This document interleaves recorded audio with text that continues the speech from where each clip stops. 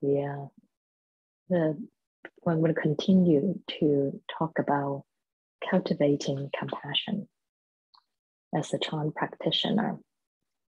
And for those of you who joined me last time, I talked about the importance of cultivating loving kindness to ourselves.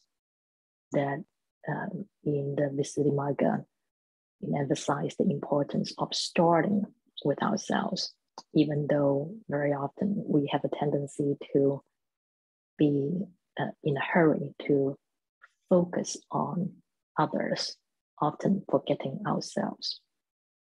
And the reason why we need to start with cultivating loving kindness for ourselves is that if we are unable to do so, we won't really be able to extend loving kindness to others. And in fact, when we are not able to be kind to ourselves, it is a form of unkindness to others. At the same time, we perpetuate that same habit of harshness that we direct to ourselves, to others when we interact with others. So I'd like to continue with that today. And for those of you who had practiced loving kindness meditation, you might remember that there are these 4 aspects of loving kindness, and we will recite in these lines in our meditation. May I be safe. May I be healthy. May I be happy. May I be at peace. These 4 aspects. So, and we will start with cultivating, directing loving kindness to ourselves before we send loving kindness to a dear one, to someone neutral, and to someone we have a difficult relationship with, or it may be our enemy. And I have talked about why the first person is ourselves, and sending loving kindness to ourselves is important. And I like to go into talking about these 4 aspects. The first aspect of loving kindness, may I be safe. Over years of these loving kindness meditation practice, I've heard practitioners who struggle with sending loving kindness to themselves. And some of them would say that they notice that the thought when they say, may I be safe, they notice the thought that I never feel safe. I never feel safe arises. And perhaps some resistance or anxiety about the idea about being safe, because one is so habituated to feeling unsafe. And when we engage in the practice of sending loving kindness to ourselves in this first aspect of being safe, and it is an opportunity to cultivate some clarity around what's going on here. That's why it's important to practice loving kindness with the foundation of a stable mind, using meditative practice to settle the mind so that there is some clarity. And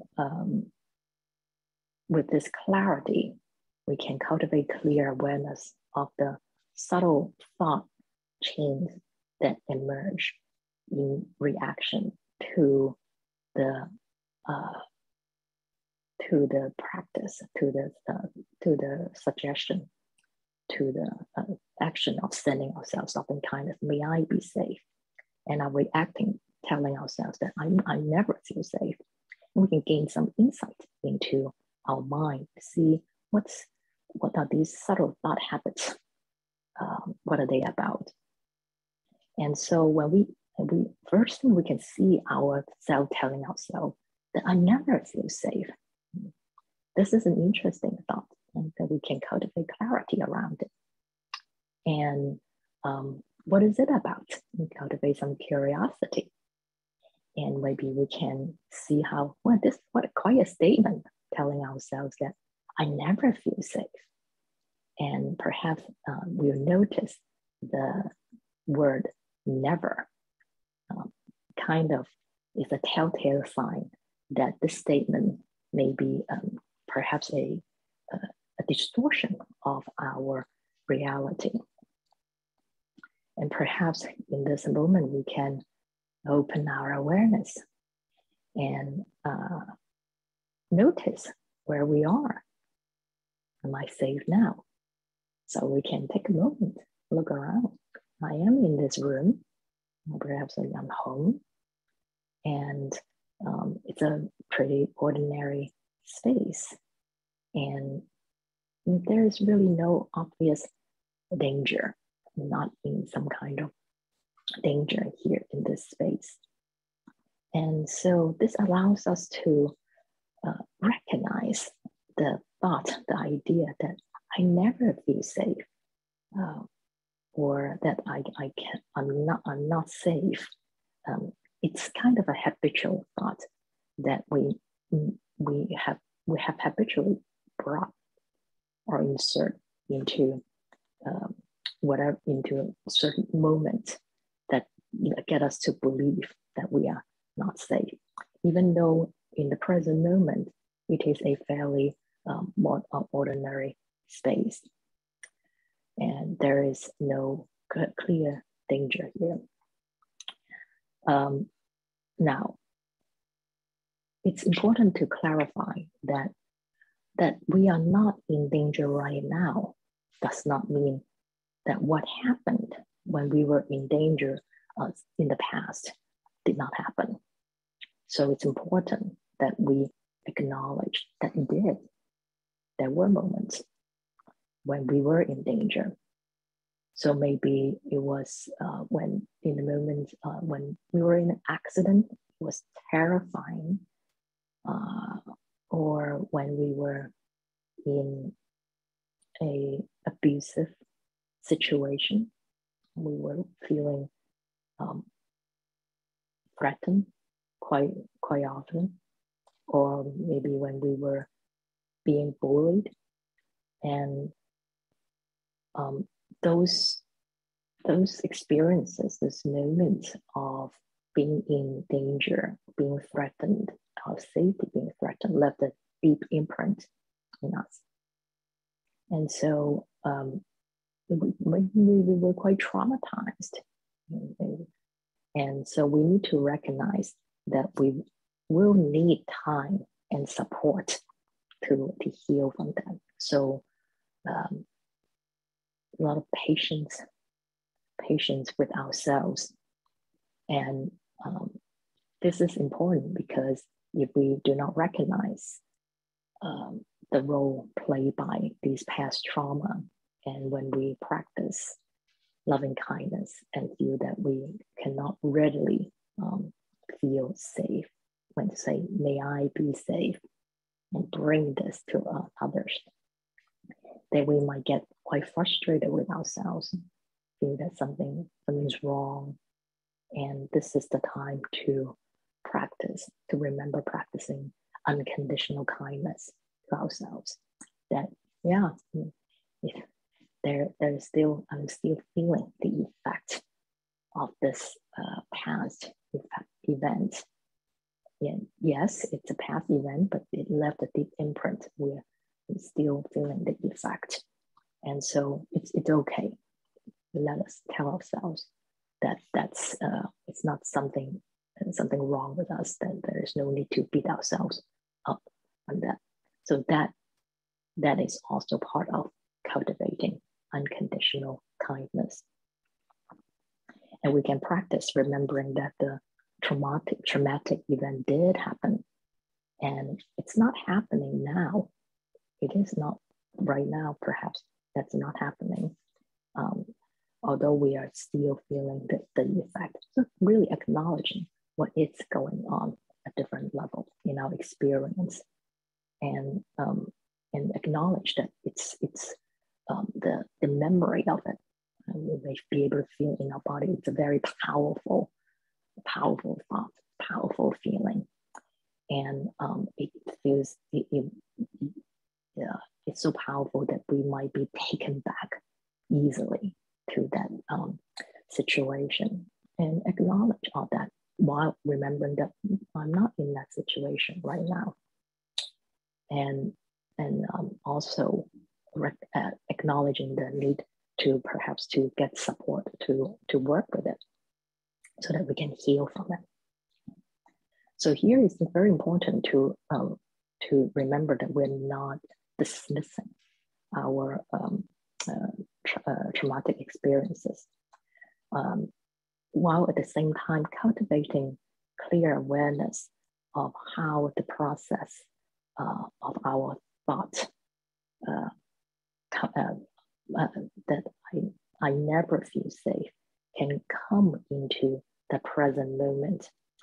And when there is no clear threat or danger, and when we cultivate clear awareness of it, we may be able to notice where this thought come from, in the sense that how they were developed, how this habit of thought came from. So like maybe they came from specific experience of being in danger that I just talked about, some past experience that we are remembering, maybe in a situation that reminds us of that, or not. There's nothing in the situation that reminds us of that, but we just have this habit of telling ourselves that I'm in danger. Or maybe it's not because of some past experience. Maybe it's from reading a lot about how dangerous our world is. So we will read a lot about crime in dangerous neighborhood, or extreme cases of cruelty or abuse that can happen, and that leads us to form the belief that the world is a very dangerous place, and we bring this thought. We have this habit, develop this habit without our knowing, in bringing this thought into a situation without danger, threat. So check to see if that's happening. Maybe that's not the case with you, but like check to see if we notice that this thought, like I never feel safe or I don't feel safe, if that is happening. And this reminds me of an experience during the early weeks of the pandemic. Maybe some of you could relate. Everyone was going to buy a lot of food in the grocery store. And after our big grocery shopping trip, we had plenty of grocery in our refrigerator and in our pantry. That means when there wasn't a real danger that we would run out of food. But I noticed this sort of fear, this thought and fear of not having enough food. And it was quite interesting. And while recognizing that there is no danger of running out of food. And so this habitual thoughts arising led me to cultivate some clarity into it. And it gave me some insight into my mind, and allowed me to realize that there was some, you can say, a secondary trauma. I was never in a situation where I ran out of food, but I remember being very young, hearing about my grandma and my parent talking about their experience of watching people starving, and because of lack of food in China, where they came from, and people having to eat things that they shouldn't be eating and getting very ill. And I realized what an imprint it has left in me, and it did leave this sort of fear of not having enough food in my mind, and that became much more obvious in that situation in the early weeks of the pandemic. So this can be an opportunity to cultivate some insight into some very subtle entrenched habits in us, and thus very much part of the practice of Chan. And the reason why we want to know that cultivate clarity around this habit that's not very helpful, because when there's no danger and we keep telling ourselves this is very dangerous, of course it causes us unnecessary stress and anxiety and unnecessary suffering. And it can also, our stress and anxiety can also cause difficulty for others. Many years ago, when I was living in Southern California, I had a friend. She just had a new baby, and her mom came from Taiwan to help her. And they were living in this very nice suburban neighborhood, quite safe. We definitely didn't need to worry about crime or anything like that. And her mom was convinced that it's not safe. It's not safe to be by herself in that house, and that someone would break in anytime, and was very nervous, and she refused. Actually, she was so scared. She refused to be home alone, which meant that she couldn't really support my friend the way she could. And my friend ended up having to not do what she needed to do in order to accompany her at home. So this is a small example to illustrate that when we insist on inserting our belief of a situation being unsafe, even when that is really not the case, can cause ourselves unnecessary suffering, and also for, if nothing else, inconvenience for others. And when we cultivate clear awareness of the habits of associating a certain situation or kind of people, maybe we have been bullied by someone who looks like this person we are with. Well, this is not the same person. Right? This is a really nice person. When we become aware of this habit of associating certain people or certain situations with danger, then we are able to unlearn. We can unlearn the habits of automatically believing that this is unsafe. Like, we can allow ourselves some space and see what is really going on here. What is going on in this situation? Who is this person? And we can see our entrenched habit of telling ourselves that this is that person that bullied me, when this is not that same person, so that we do not need to automatically act it out by telling ourselves this is unsafe.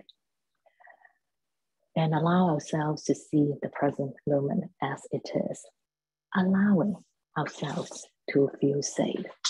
Allowing ourselves to feel safe when it is safe is a form of kindness, loving kindness.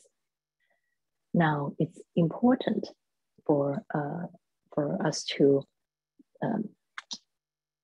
understand that we're not talking about dismissing our thoughts. That's not what we are talking about. We acknowledge that there's this habitual thought, and see it for what it is, that it is a habit, so that we do not automatically believe in it and act it out. and cultivate this clear awareness of the present moment. What's going on in the present moment? Yeah, maybe it is fairly safe. There isn't much threat, not much danger. But maybe it may be dangerous. Maybe there's some danger when we cultivate clear awareness of the present moment. But maybe there are danger in ways that are different from what we automatically assume to be. So I hope I'm being clear that we are not talking about telling ourselves that, oh, you know, I just assume that it's dangerous, but no, it's not. And then we're just dismissing ourselves. And sometimes we do feel, we can sense there's certain thing that is not quite safe here, but it's not the kind of unsafety that we have habitually believe it to be by associating certain situation or people with some experience of past danger. It is a brand new situation, brand new moment, and maybe we can spot that there is some source of danger, threat. And so it's not about telling ourselves that, oh, I worried. I know I worry too much. I shouldn't just be so worried. There's really nothing there. We don't know. We need to be fully here, fully present to see what's going on. And notice, yeah, it's fine.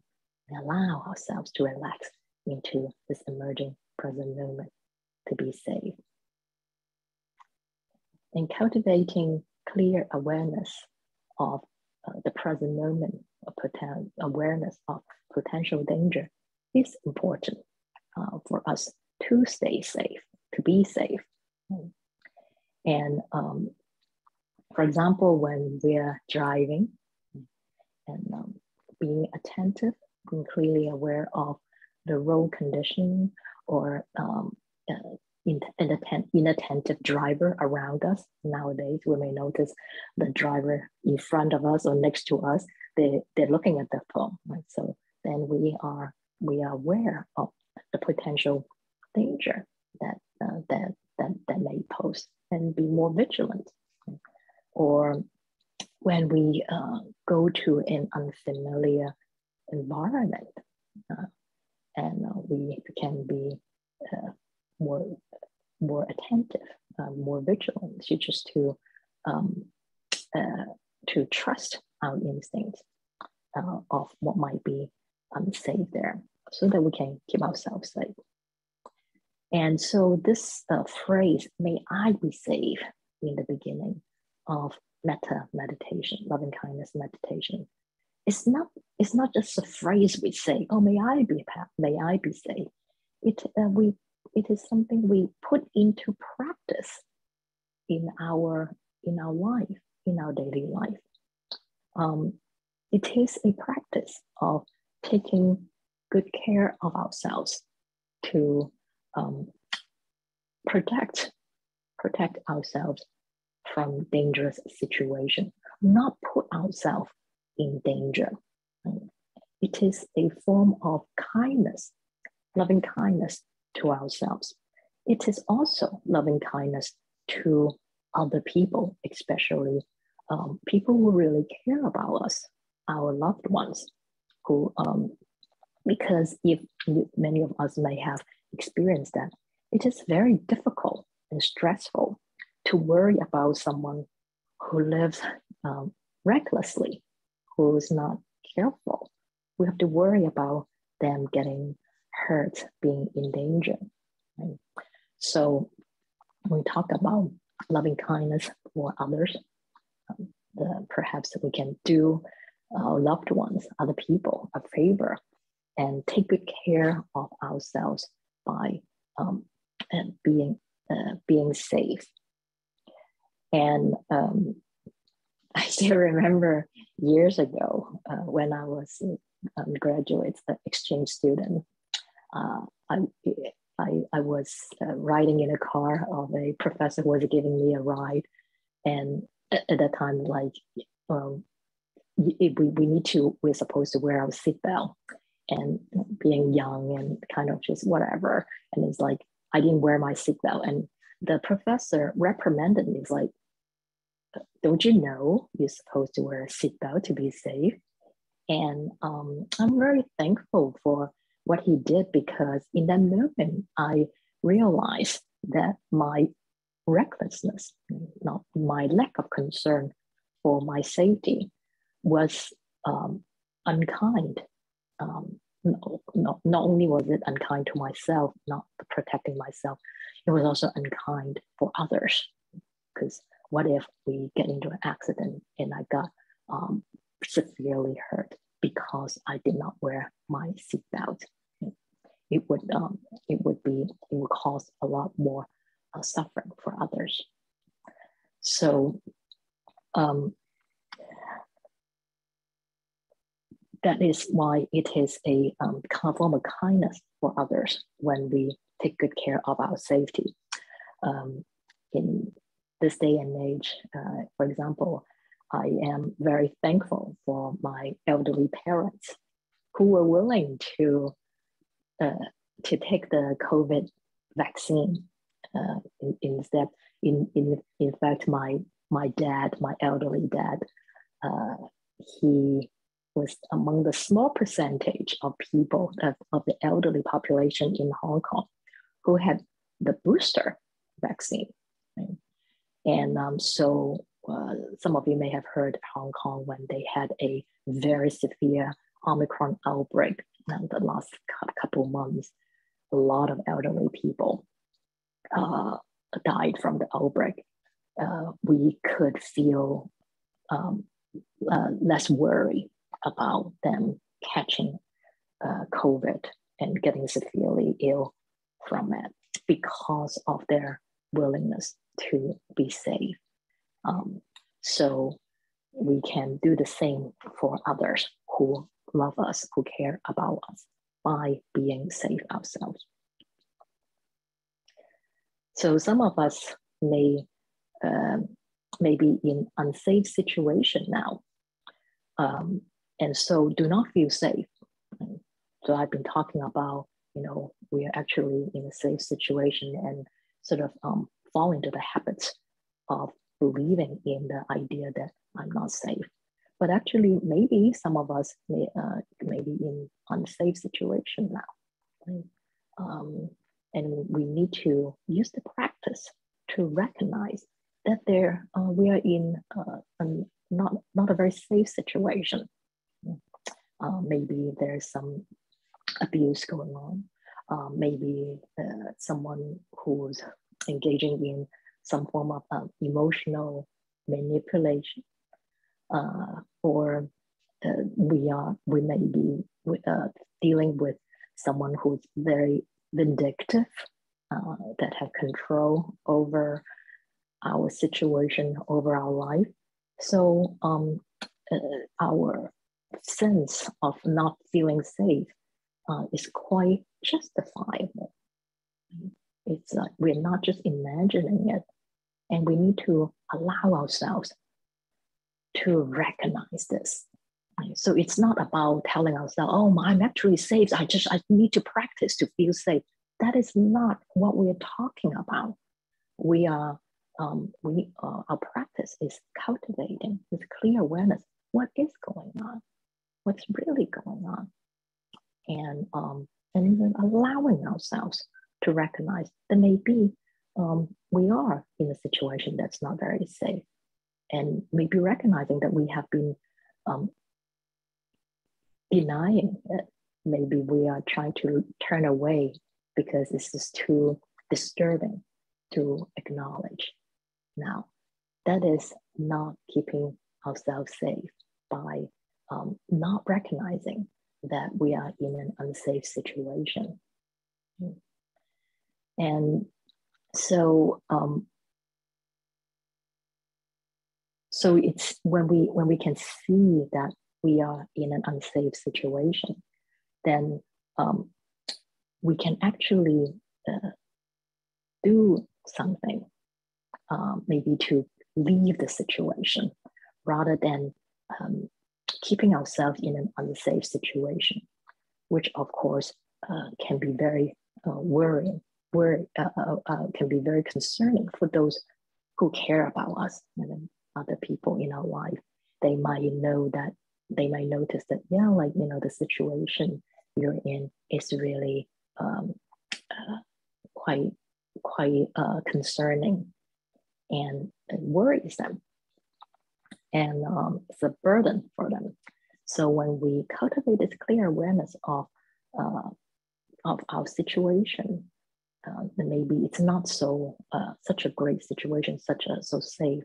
We can think about how to leave them, or if it's not practical to leave the situation now, to perhaps at least reach out to others to build some support, so that when we are in trouble, when we are really in danger, that there are people we can reach out to support us. And doing this will also help put the mind of our loved one at ease, so that that is a form of kindness to ourselves, finding ways to keep ourselves safe and also reduce the suffering caused to others when we are in danger. So may I be safe, cultivating this practice of keeping ourselves safe, recognizing that we're in danger, so that we can do what is needed to free ourselves from the dangerous situation. This is the kindness, loving kindness for ourselves and also for others. The second aspect of loving kindness that we will recite in this loving kindness meditation is, may I be healthy. May I be healthy. We ask ourselves, do we allow ourselves to be well? Do we allow ourselves to be healthy? Or do we abuse our body? To abuse our body? Maybe abuse our body by engaging in unhealthy eating habits. I know someone, a dear friend, who had terrible eating habits. Just eat junk food, doesn't eat the regular nutritious food in regular meals. And after doing that for many years, she developed very, very severe health conditions. And it was quite debilitating. And for a while, she couldn't really function, couldn't really work. And of course, all of us who care about her were quite worried about her. Right? And that is not kindness to ourselves, abusing our body this way. And of course, it's not kindness to others who care about us. Or if it's not unhealthy eating habits, maybe an unhealthy lifestyle, that even when we are feeling actually physical pain in some part of the body from doing certain work, we don't allow ourselves to take a rest. We don't, we just like work, like turn ourselves into a machine, and do not allow us to take time to eat our food, so that the food can be well chewed and properly digested. We do not allow ourselves to take a walk, stretch the body, so that it can be rejuvenated. And notice to see if there is this kind of tendency where we don't really actually allow them, ourselves to be well. And some people do that, abuse their body, and abuse the body by not really eating well or resting properly, and believing that this is good practice, that one is being a good practitioner. So in a way, it is some kind of asceticism.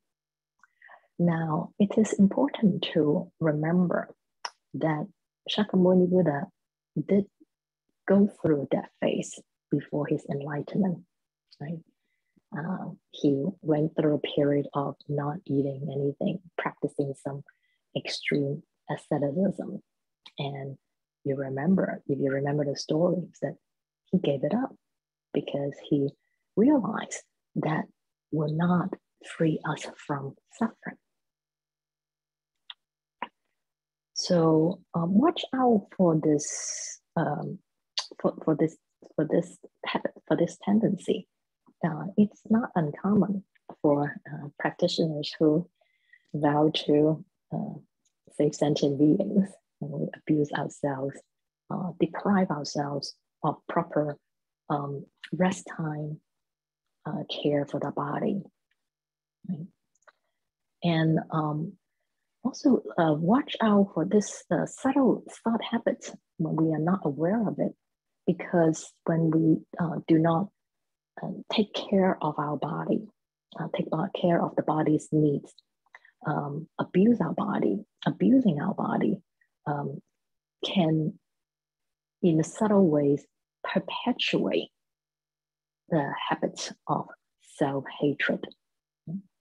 Because in subtle ways, we may be in different words in our mind, we may be telling ourselves that we don't deserve care.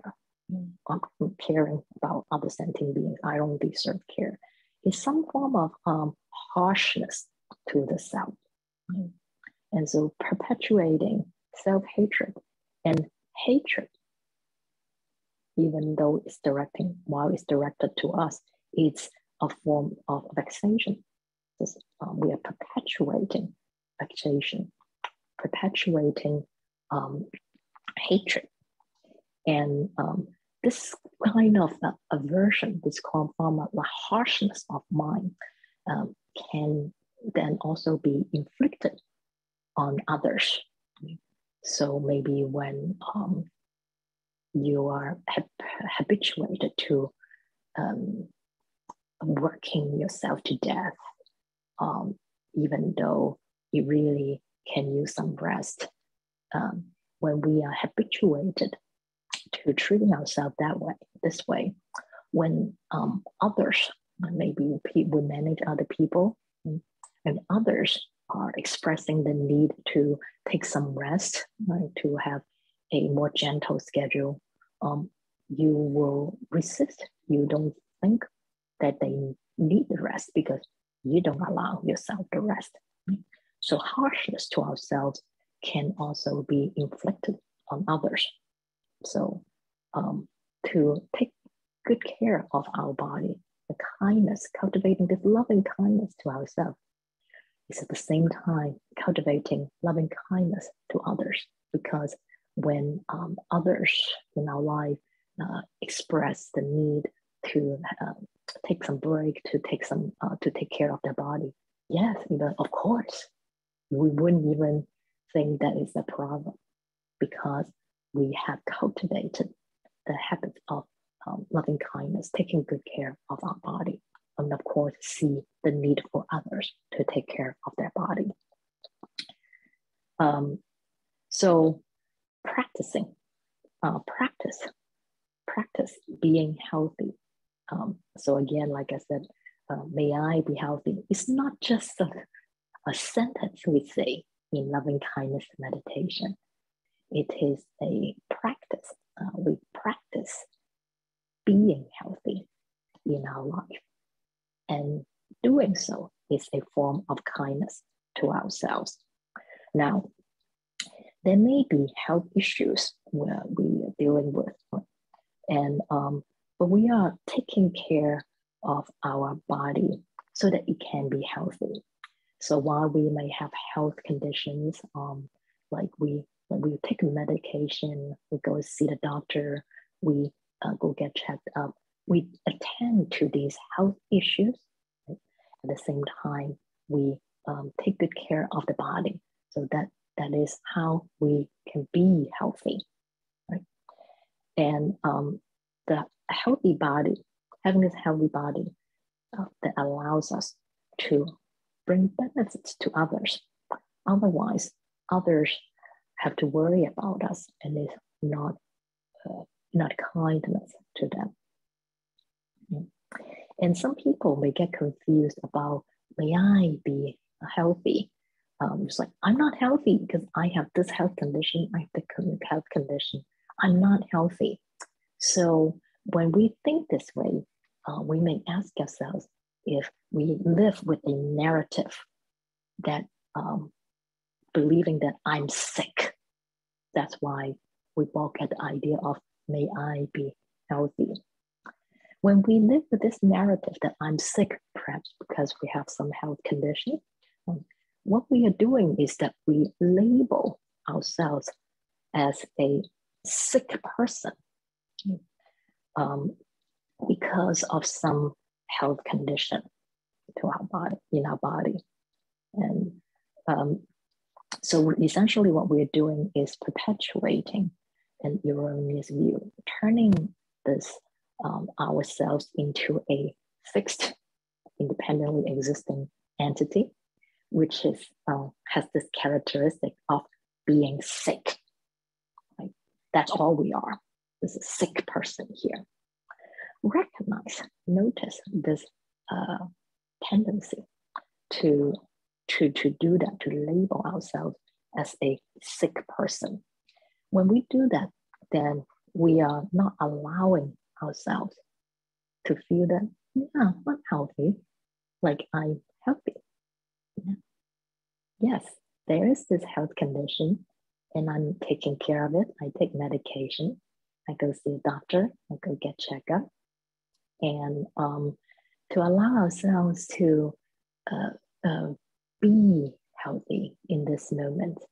They're like, I'm sitting here, I'm breathing, I'm able to eat food, my body can process the food, and I can eat, I can go use the bathroom. It's all pretty good. Yeah, I'm healthy. Right?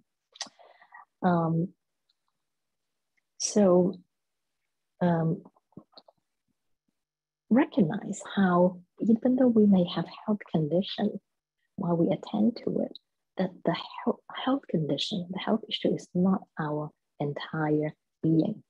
So watch for the tendency to let it define us. And because when we do that, it will affect the way we live our life. A number of years ago, my elderly father was in a hospital for a couple of months, and then he returned home after some rehab, and he would keep saying that, oh, I'm sick, and I remind him that, well, Dad, like, you have high blood pressure and you're taking medication for that, you have diabetes and you are handling that, and that's it. You don't have like you don't have like sick, you're not like sick with anything. And what you are dealing with is you're older, so you walk slower than before. It's not a problem. You can still eat, you can still sleep, you can still get up and go walk. You're not sick. And he's like, oh, yeah. And so he's just like, oh, that's right, I'm not sick. So I said, but you do need to go make sure you go take a walk so that your muscle does not atrophy, because that was what the long rehab was about when he was bedbound for a couple of weeks. And so he's like, every day, every morning, he would get up and go get his walk. And then he will, in the afternoon, get his walk. And, he eat whatever he likes, and he's like healthy. And so I share the story because we can kind of talk ourselves into being sick when we don't need to be, even though we are living with some health condition. So allow ourselves to be healthy. Loving kindness for ourselves. Follow a healthy lifestyle. Take good care of the body. Eat well. Have good rest. And also watch for the tendency to talk ourselves into being this sick person when this moment, yes, there might be body aches, there might actually be genuine physical issues, discomfort from our health condition. So, for example, I can share with you, I have a health condition that gives me heart palpitation, heart palpitation, but I'm not like a sick person. Can be healthy. Besides recognizing the palpitation, I can take a medication for it. So allow ourselves to be healthy. And when we do that, take care of ourselves when we're not sitting there, I'm sick. We are, it's also a form of kindness for others. So for example, the way my dad is being actually sort of make it easier for my mother to take care of him, because she's not dealing with someone who is sitting there, oh, I'm sick. And she's just like, oh, you want it? But I just cook food that he likes to eat. And he just kind of like is more joyful for her to be caring for him. So this is a form of kindness for ourselves, kindness for others. And the third aspect of loving kindness practice, may I be happy. May I be happy. Now, the word happiness is kind of loaded for some people. And people have this idea in their mind what being happy means. So they live, I'm not happy, because I'm not that. And so here, like maybe we're not talking about, doing fun things, feeling excited. We're not talking about being in Disneyland all the time. That's not like the world's happiest place or something. That's not what we're talking about. May I be happy. It's about allowing our heart to be touched by joy and happiness in life. The moment we are fully here, we will recognize all these things that brings joy. We just need to open our heart and allow joy into our heart. But we tend to think and believe, very often conditioned by society, advertisers, that we need to do something or get certain thing in order to be happy. So we have this belief that like if I get this, when I get this promotion, I'll be happy. Or we may even think in our mind that I'm not going to be happy until I get this promotion. Or we tell ourselves that when I meet someone, I can marry kids, I'd be happy. Or when I find my dream job, I find my, what I'm supposed to do, my calling, then I'd be happy. Notice this kind of this way of thinking really notice, pay attention. Because when we have this kind of thinking, perpetuating this kind of thinking, what we are basically telling ourselves is that we are not happy. Now we're not happy because happiness only happens when that happens. When I get the promotion, when I meet someone we like, we love, and can get married, when we find a good job, whatever something, or of course it may be if you're into material things, like when I get my dream home, I'd be happy. When I have my house, I don't know, with swimming pool or by the lake, I'd be happy. Same principle. You can recognize that. And essentially it's the same. We're telling ourselves, basically telling ourselves, I cannot be happy now because that hasn't happened yet. So telling ourselves, I can't be happy because XYZ hasn't been achieved. In other words, we are not allowing ourselves to be happy now. In this moment, we can be happy. But we are telling ourselves, no, because that hasn't been achieved. That hasn't happened. So I cannot be happy. So again, the phrase, may I be happy, it's not just something we say in loving kindness meditation. It's something we practice in our daily life. We practice opening our heart moment to moment to allow joy and happiness in the present moment to touch us. Do we do that? Or are we so preoccupied with our mind that we can't notice what's right here,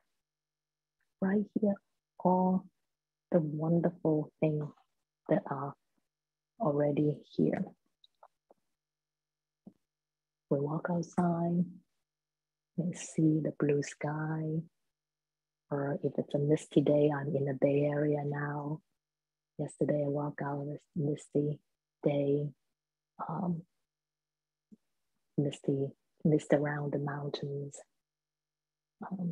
sound of the waves of the ocean, the birds playing.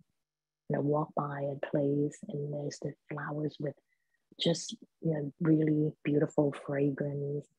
You smell the flower, all the beautiful colorful blossoms around me.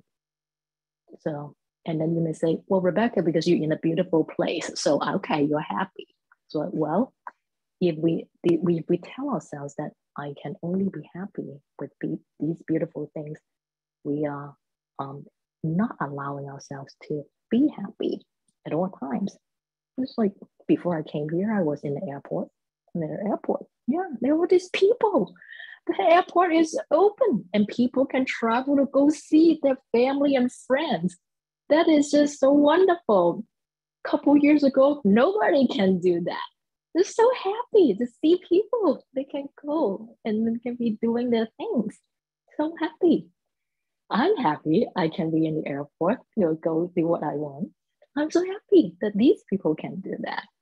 Or when we are maybe with around children, it's like they are just doing silly things. They're playing, they're growing, they're learning things, asking questions.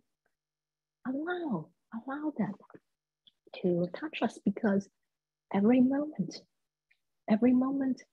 is brand new. This coming together of causes and conditions, and this moment, it's a miracle. Right now is a miracle. Right now, I can be here in this space with you, talking about being happy. It's a miracle. All of us being alive, being here, having the blessing to practice the Dharma. It's so joyful. Always here, always here. If we allow our heart to be touched by the joy and happiness right here all the time. So check to see if we have developed this habit of not allowing ourselves to be happy because we create all these roadblocks. Oh, I cannot be happy until that happened. I cannot be happy until that happened. And it's like, so I'm not happy. It's like when instead cultivate, practice, allowing joy and happiness right now. So that we can see that happiness and joy is not tied to specific activities or situations. So we don't need to go to Disneyland or get to Hawaii. It's like, it's right here, right now. So cultivate this practice of being happy right now.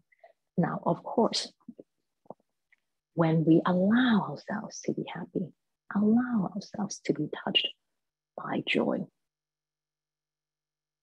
This is kindness, obviously. We're not causing ourselves unnecessary suffering. We are not getting ourselves stuck in misery. We're just happy. And also, happiness is contagious. I don't know if you have been around people like that. They spread their joy to others. Their presence. It's like just looking at them, it makes you happy, even though you were feeling kind of down or kind of grumpy. Like you can't help but be lifted by someone who is joyful.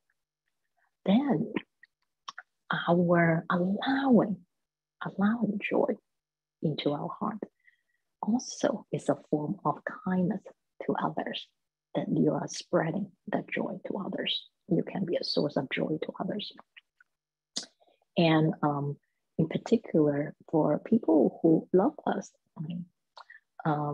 I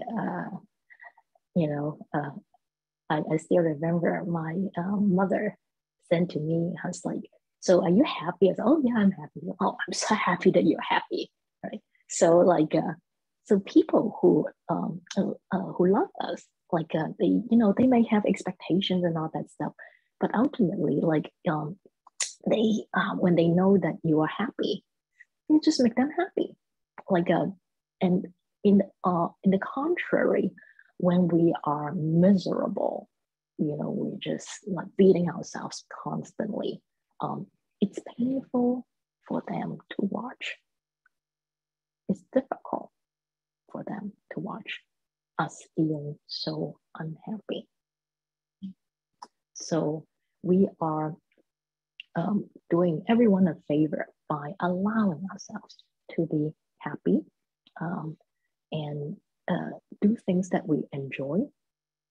And sometimes we may notice the habit of not allowing ourselves to do things that we enjoy for against maybe some kind of asceticism. Because I should not be happy. We have this idea in our mind. And thinking that maybe being happy is wrong and not spiritual or something. So I had a student who told me that. It's like, I feel like something's wrong. I shouldn't be happy. And there may be some kind of other kind of religious influence that made us believe that. It's like, so cultivating clear awareness of these thought habits will allow us to notice, interesting. I have this belief that being happy is wrong. Look how curious. It's like, okay. So, and then we can watch that, and so that we don't believe in it, we don't just act it out, and just allow ourselves to be happy as a form of kindness to ourselves and others. And may I be at peace.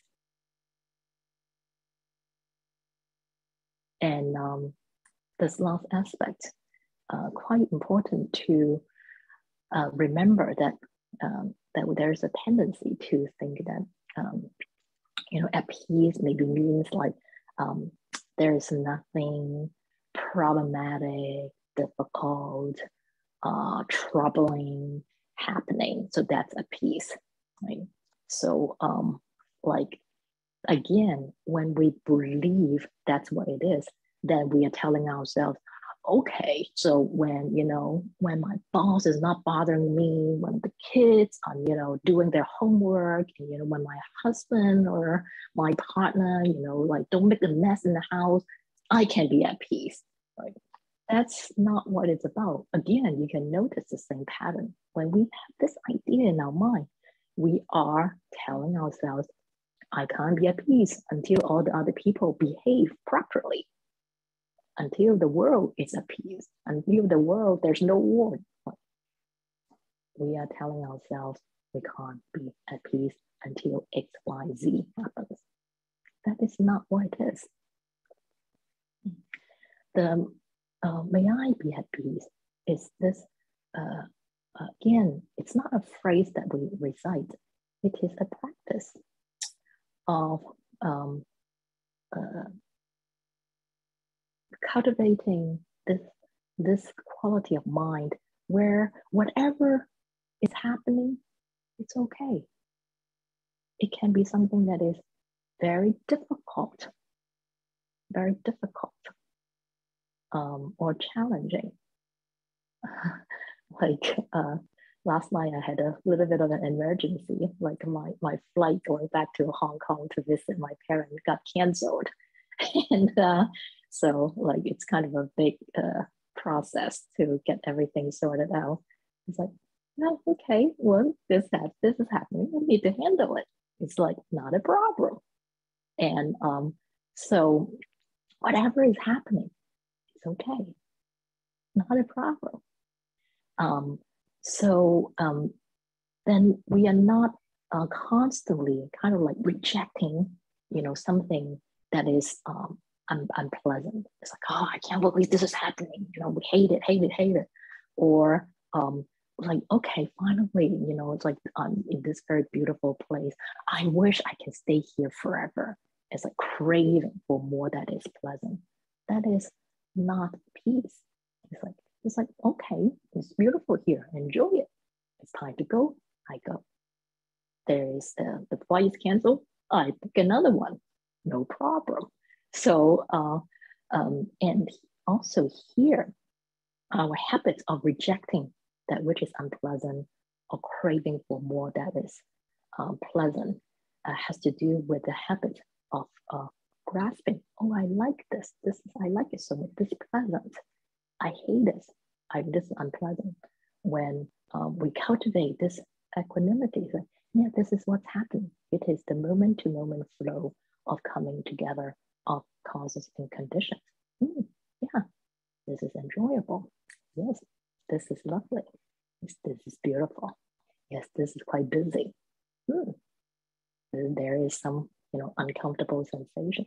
Yes, it's all happening. We're not imagining it, but it's not the idea of turning it into an object outside of ourselves that we grasp or reject. Practice seeing that it is every moment the coming together of causes and conditions. And thus, whatever is happening, it's okay. We handle it. When we do what needs to be done. May I be at peace. And in this way, it is a kindness, loving kindness to ourselves. We are not constantly throwing ourselves into deep suffering because of the habit of reactivity. And of course, when we suffer, right, in agony, aggravation a lot, we cause other people harm and suffering as well.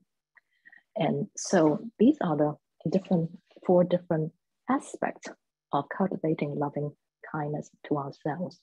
And I hope I can convey the message that these are not just phrases we say. These are different aspects of the practice of cultivating loving kindness to take good care of ourselves, to cultivate, to be safe, to stay away from reckless, careless behavior, to take good care of the body, to allow ourselves to be happy, to allow ourselves to be at peace as a way of cultivating loving kindness for ourselves.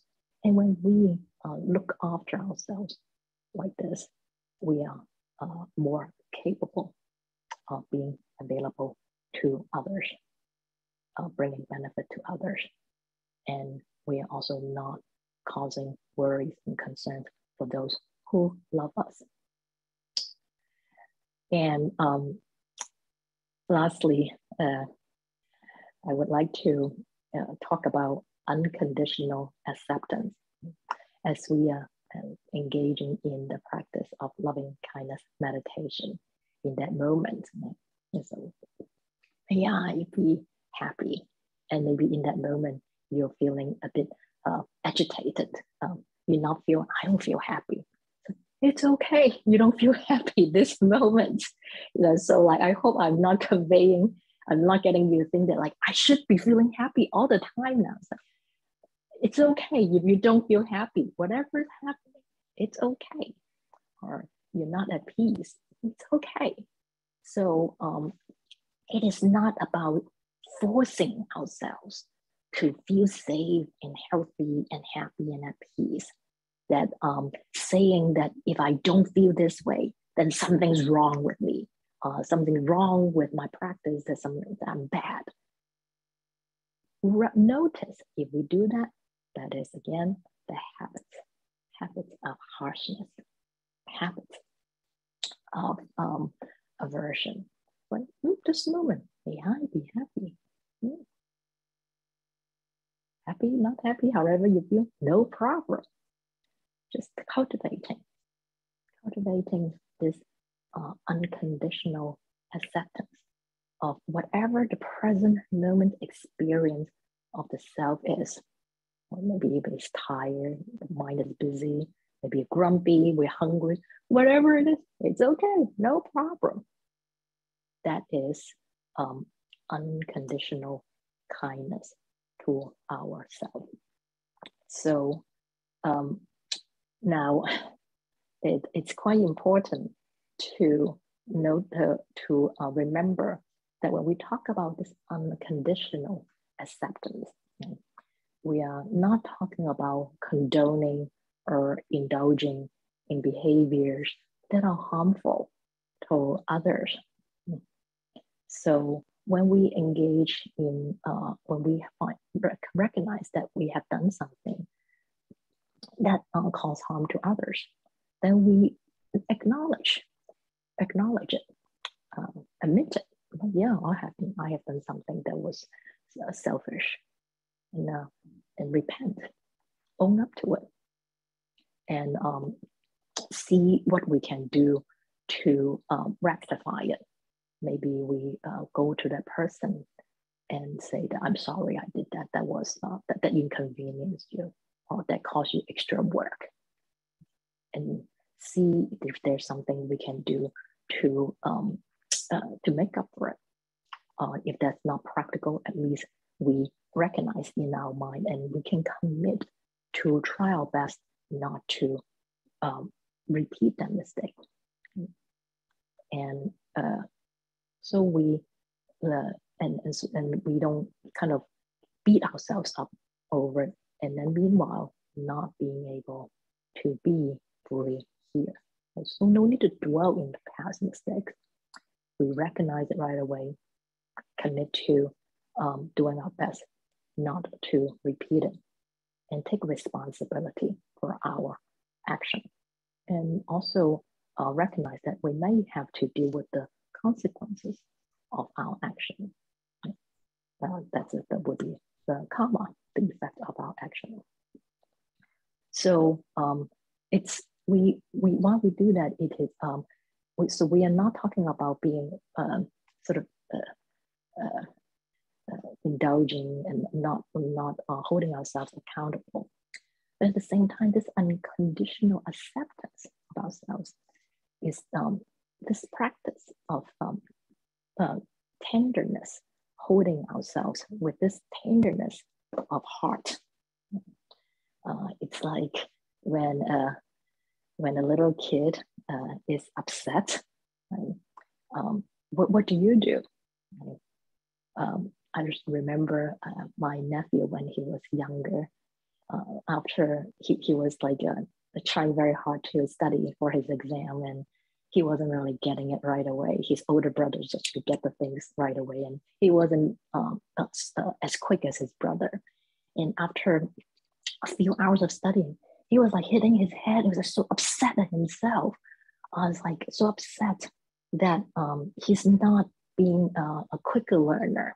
I'm very mad at himself. Yeah. What do we do when a kid is feeling so upset with himself like that? What would you do?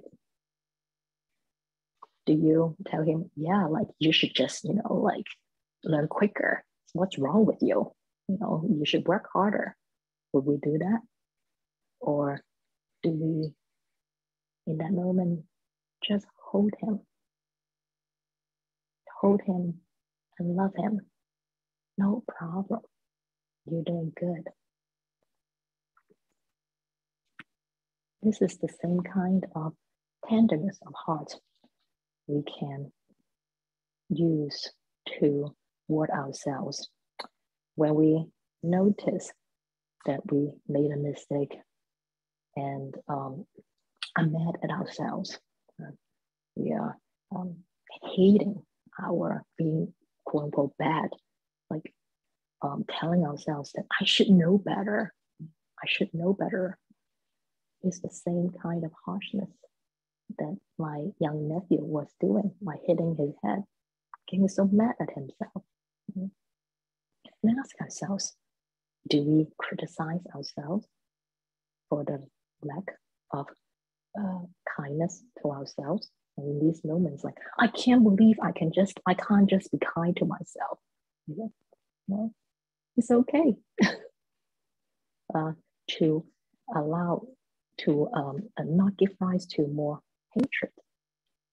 Notice this tendency to withhold kindness to ourselves because we are not meeting our expectation.